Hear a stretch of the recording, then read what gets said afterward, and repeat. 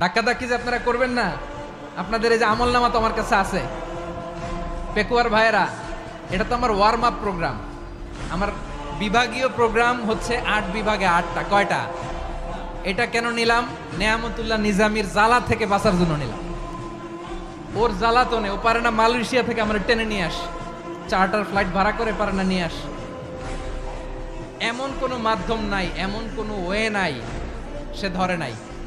আর তার কাছে আমার কাছে তার দাবিও আছে, কারণ এর আগে 2-3 বার আসার কথা ছিল, কয়েকবার এসে এসে ফিরে গেছি, অনুমতি হয় নাই। এখন দাবার গুটি পাল্টে গেছে, দাবার গুটি পাল্টে গেছে।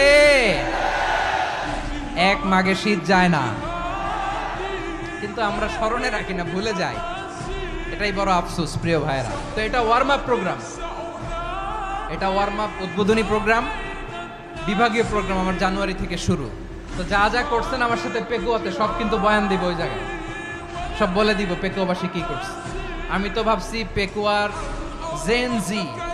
জেনারেশন জি আমাকে এমন ভাবে রিসিভ করবে, আমার কোনো ব্যাক পেতে হবে না, কষ্ট পেতে হবে না। আমাকে স্মার্টলি তারা স্টেজে রিসিভ করবে, স্মার্টলি তারা সেফ এন্ট্রি সেফ এক্সিট দিবে।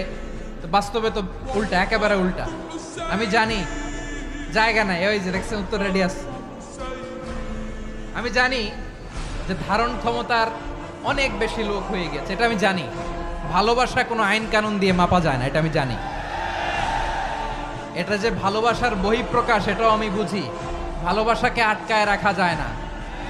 এটা যে ভালোবাসার অগ্নি স্ফুলিঙ্গ, এটারে কোনো কিছু দিয়ে দামায় রাখা যাবে না, এটা আমি টের পাই।